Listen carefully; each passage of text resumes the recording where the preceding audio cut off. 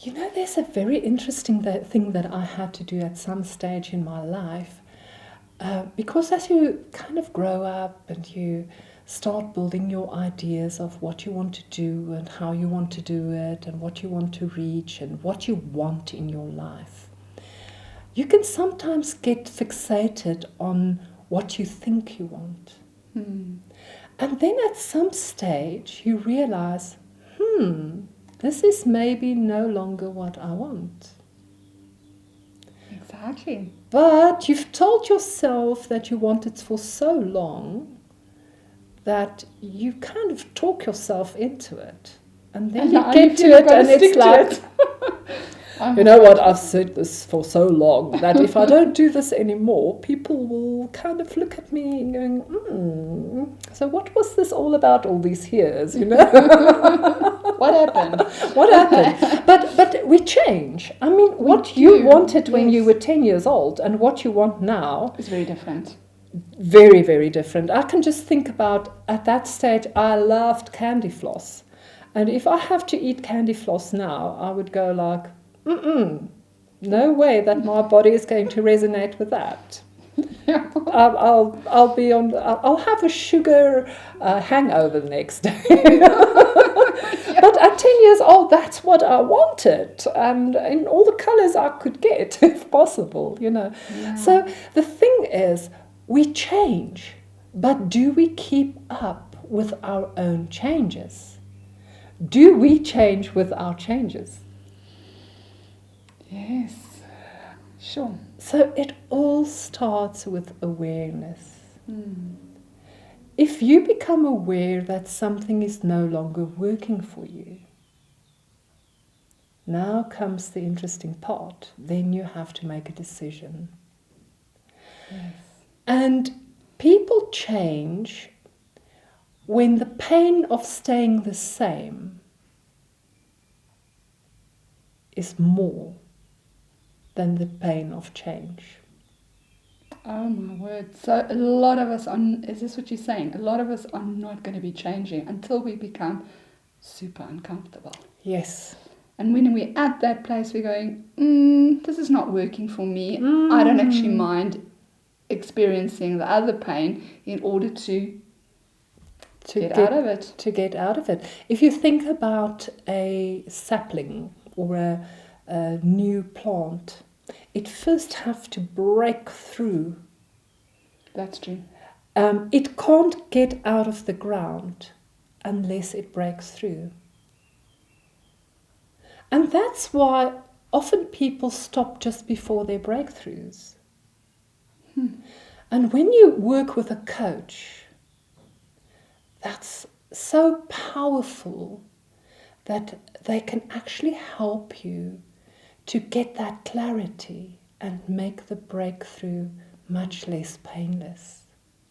The more you are aligned and doing what you are believing, what you believe, and the more that you take your actions in alignment with what you want to achieve, the easier the breakthrough becomes, and it just opens you up.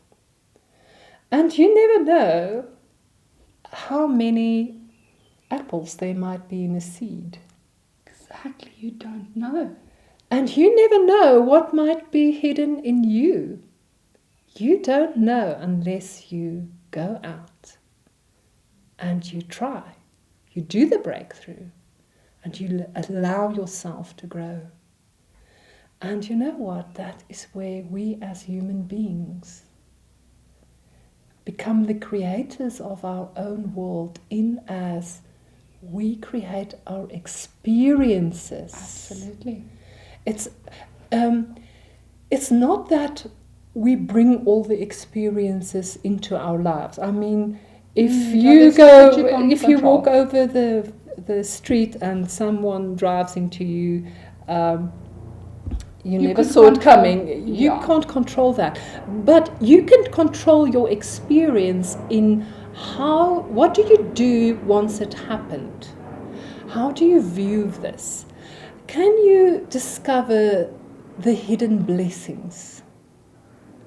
Can you discover and open up the possible places where you can grow?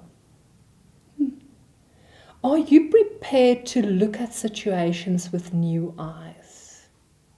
So what you're saying there is that when you're doing this coaching and when you're assisting people, you're looking at how to strengthen them in this process. Yes. So that as that breakthrough's about to happen, that they don't feel, oh my gosh, there is so much pressure on me now, I just want out. You know that it's literally, it's so happening. Close. It's around the corner. You're going to It's be just that push through. And the more you are aligned with your strengths, the more you use neurointegration, getting all the parts of the brain on board, the easier it becomes. Because if you can work with implementation intentions, for instance, and you get to that point, you know, this is what I'm going to do to push through. And it's almost about being prepared that there are going to be obstacles. If you think about a pregnancy, there are going to be some heavy pushing before things really start happening. Things really start happening, yes. But the beauty of what you get once you've pushed through, the love, the fulfillment, the world that opens up. It's so worth it. It's so worth it. You wouldn't want to miss it for the world. Exactly. And every little bit that you worked, because it's hard work, you know it's paid off. Yes, and also when you get to that teenager part where you know you have to love them, but you wonder why. Yes, like what happened? What happened to my little pretty baby? I'm really blessed with my children. I must be honest that I was really blessed with some beautiful, beautiful teenagers in my life. So I'm one of the lucky ones. But not everybody is. But not everybody is. But then also there's a very important thing is if you open up the avenues for conversation when they are small, then you're already trained into having conversations. And if you learn from a very early age to kind of work through probable scenarios long before it happens, then it becomes easy. I remember one of my boys, I've got 3 sons. Oh, wow. And one of my sons, when he was in grade 1, came home one day, and it was I so enjoyed the conversation. And he told me, Mom, you know what? I was looking at this girl and this girl and this girl and this girl at school. And I realized I don't want a wife like that one because she does this and this and this. I would like a girl like that one because she thinks in this way and that way, and I like that. But I don't like her doing this and that, you know. And he was in grade 1, in the beginning of his school.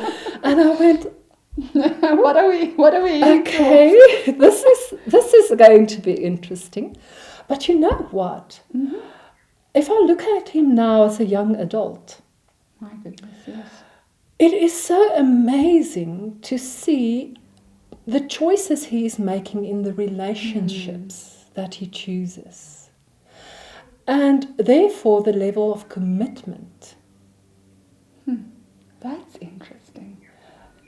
Because he was thinking about it way, way, way before it was an issue. Started in grade 1 already, where he was thinking this and figuring things out. And that's right. Fortunately, he had you as a bouncing board to say, okay, well, Mom, you know, this is what we're sitting with, you know. Yes, talk me through these weird women, you know. Yes, well, we can't help you. My husband always jokingly say, in the Bible it's said, you've got to love them. Never, it's said, you have to understand them. Well, that makes a lot of sense. But you know, it's one of those things. If you start thinking through, what do I want in my friendships? Exactly. What do I want in my relationships with people that I'm going to work with? What are the things that I value? And who do I want to work with? This is the thing that we sometimes so want to work that we don't look, who do I want to work with? And this can impact us severely. And that who is not necessarily a culture or skin color or characteristics that you would compliment it's not necessarily a checkbook or anything like that. It is actually, who are the people I want to gather around me that makes my strengths even better. And on the other hand, who can support me in areas I'm not as strong in. Exactly. But now, how do you figure out your strengths and your weaknesses? Working on yourself, like you said earlier, we tend to belittle ourselves. We tend to be very judgmental of ourselves. So we're like, oh no, you're not good enough. You're not going to get anywhere with this. So do you feel that maybe if one feels that you're in that place and you've got nobody to go through, it might be a good idea to think of maybe being coached? How would you know whether you... That's a beautiful thing that can really open up your life for you. If you feel stuck and if you feel, you know what, I can't see the gem in myself, then it's really to get someone to work with you and not to baffle you with stuff that isn't there. I mean, there's enough people in this world telling us what they think we want to hear. Okay? Yeah. And usually they have some kind of agenda, and so I'm sorry, that's just not working for me. So you want to be moving forward. You don't want to be... Someone that's authentic, someone that would tell you if you need to kind of take a good hard look at yourself. I had a client the other day, and she'll enjoy it if I share this as well. And she said to me, you know what, after a session, you've been able today to do something that nobody else have ever been able to do in my life. And I said, okay, what is that? She said, you took me to a place where I could look at myself in a way that I have never allowed anybody to take me there. And it comes in the trust that one builds, in the authenticity of a process. I always say, if you work with me, you will experience authenticity. Not only yours, but mine as well. Yes. So I'm not going to try to sweet talk you. I'm there to challenge you, to stretch you, but in a very safe environment. Because if you want to go somewhere you've never ever been before, it's very scary. At least if it's not going to be a safe space, I can't see people moving forward. No, it's very very safe. And the thing is, it's not about breaking people. It's about stretching so that you can become stronger in what is already your strengths. And as you're explaining now, it's part of a process. It's not like overnight.